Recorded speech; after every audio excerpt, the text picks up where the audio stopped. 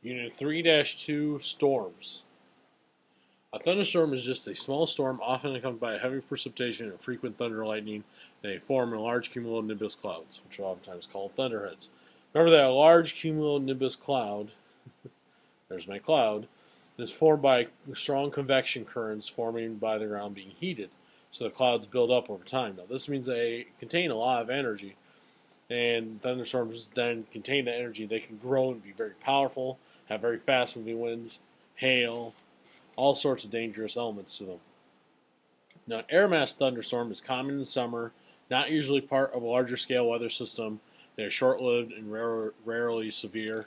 They start as a cumulus cloud, then they mature into a big storm, and then they dissipate. So it's a storm that pops up, very scattered storms, not part of a big long line of thunderstorms. Now, severe thunderstorms, to be identified as severe, must have one of the following: either 3/4 inch hail, wind gusts above 50 knots, so about 45 miles per hour, or producing tornadoes. If it meets one of those criteria, then it's a severe thunderstorm. This is when we have a thunderstorm watch or a warning that is issued because of one of those three things. Cloud tops may extend in the stratosphere. Warm air rushes in front of the storm rises, while cold air falls from the storm and moves forward. This is the way that a typical thunderstorm cloud will look. The total storm is moving to the right. You can see the warm air here rising up, causing updrafts inside the storm.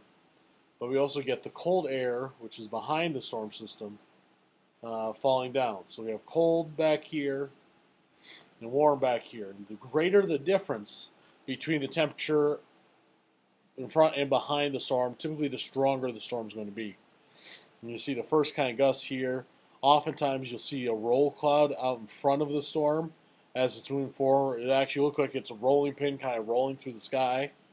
Hail will oftentimes form this depending on the size of the updrafts, because if you have a raindrop up here, it's going to freeze. And as it falls, it's going to collect water, and they get pushed back up and freeze again, and fall, and then go back up and freeze again. You know, each trip it gets bigger and bigger. You can actually take a hailstone, cut it in half, and see the rings inside of it and tell how many times it went up and down.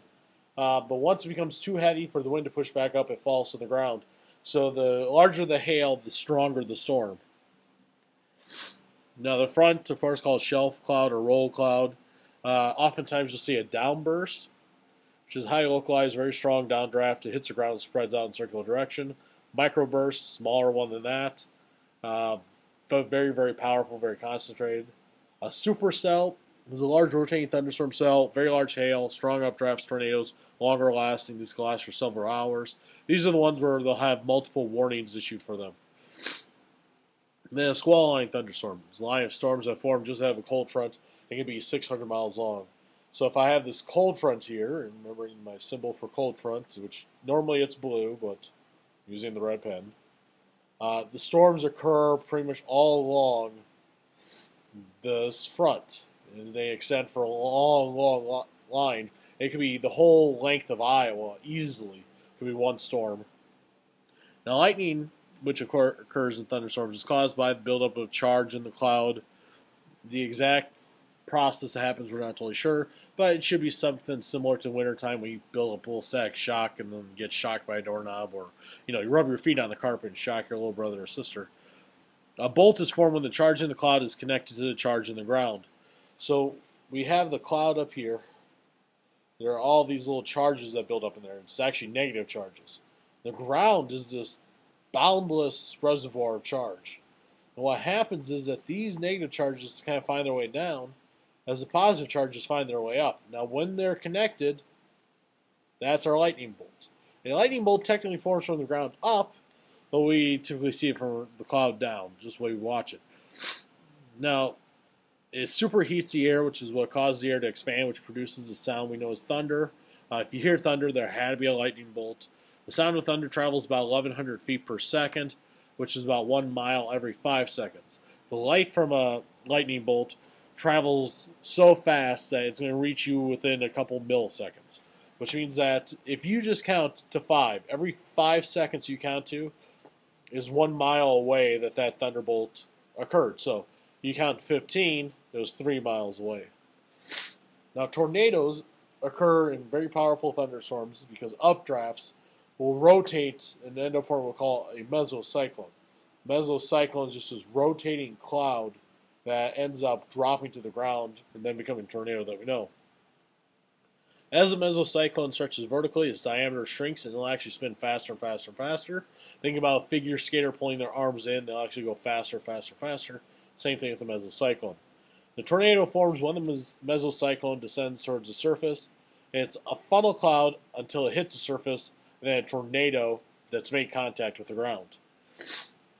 So here's again a nice little picture of a thunderstorm cloud, and you can see inside here we get this rotation occurring, and that rotation occur high up in the cloud, and then it'll extend downward. And so it's only within the last couple thousand feet that we'll actually see that tornado, but the whole rotation is occurring inside the thunderstorm.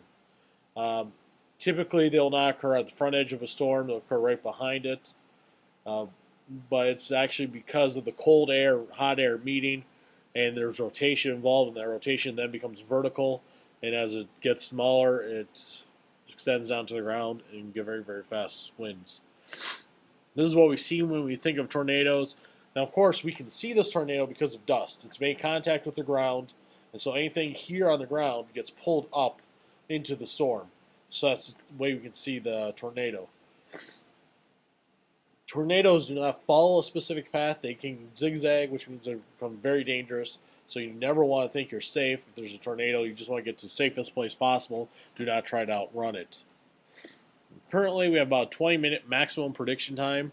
We're trying to get that better, but these are still very unpredictable storms. Most will form in the spring and summer. We are beyond tornado season really once we get into July, but they can still happen. Just the numbers are biggest for us in typically May to June. More likely in the middle of the United States in Tornado Alley, but can happen anywhere at any time.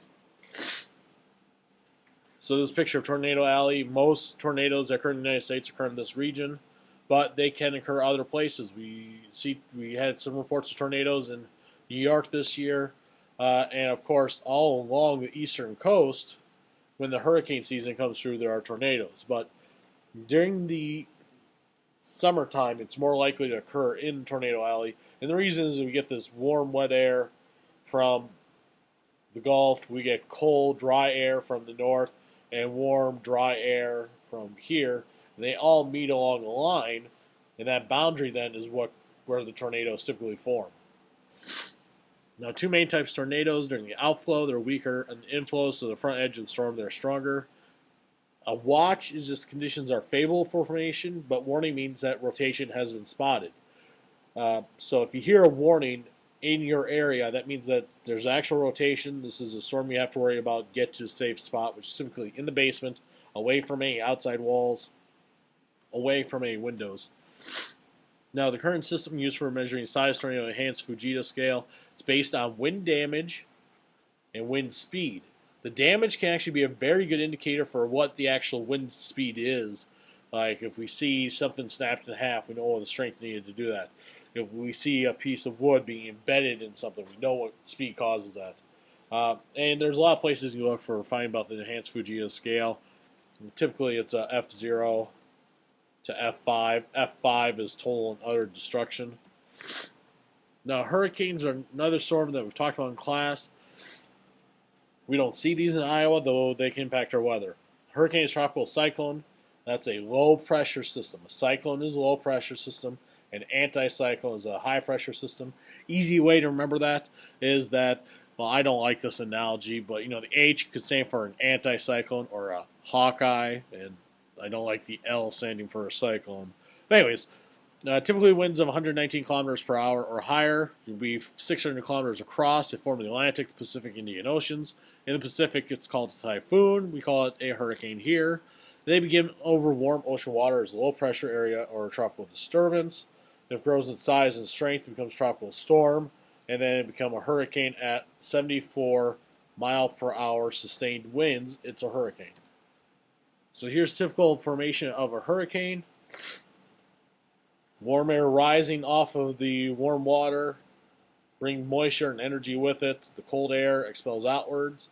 In the center is the eye, which is a very calm area of cold air dropping. If you were in the eye of a hurricane, you would be able to see blue sky. It's very, very calm there. On the bands, and that's what these are right here, the bands that form the outside of the hurricane, this is where we get our severe thunderstorms forming, very high winds, tornadoes. It draws its energy from the warm, humid air at the ocean surface. As the air rises, form clouds, more air is drawn into it. Low pressure center at the center draws air in. The lower the air pressure, the faster the winds and stronger the hurricane. So this is why we pay very close attention to what is the air pressure inside a hurricane. Maximum wind speed hovers around 150 miles per hour. For a tornado, it's around 300 miles per hour. So these are much smaller winds, but they last for weeks. Then they hit various regions, so they can do a lot of damage. They weaken in intensity over land because they lose their fuel source. They lose the heat and the humidity, which is what's driving it. Only natural disaster that we name. And you can think about this as Earth's way of moving excess heat north or south of the equator, away from the tropics. Now, one of the deadliest parts of a hurricane is actually the storm surge. The storm surge is the dome of water ahead of a storm. It's deadlier than the winds. Oftentimes, the water can be risen up by 10 to 15 feet, and that's an average. So you're talking about low-lying areas. All of a sudden, 10-foot higher water comes in. You're in a very dangerous situation. And we use the Saffir-Simpson scale, which is based on wind speed, to identify hurricanes. Category 1 is 74 to 95 miles per hour. Category 2 gets up to 110. Category 3 up to 130. Category 4 up to 155. And Category 5 storm, which are rare but very deadly, over 155 mile per hour sustained winds. That means winds over a period of time, not just a wind gust. Typical life of a thunderstorm, 2 weeks they can last. The thunderstorms begin growing, organize a swirl, we call it tropical depression. When they hit 39 miles per hour, it's a tropical storm. When they reach 74 miles per hour, now a hurricane. And when it goes over land or cold water, it will weaken. These were the names in 2008. And of course, the big thing to notice is that it alternates from male to female. And these names are decided well in advance. If all of a sudden we have a very, very powerful storm, that name gets retired. So we've had couple of Hurricane Arthurs, but none of them have been powerful enough to be retired. Gustav was one very powerful storm in 2008, and it may be one that does eventually get retired. 2009, these were the names that we had. And now you can see that A is now a female name, and B is a male name, so we do alternate that from year to year. And again, if any of these storms are very, very powerful, we retire the name.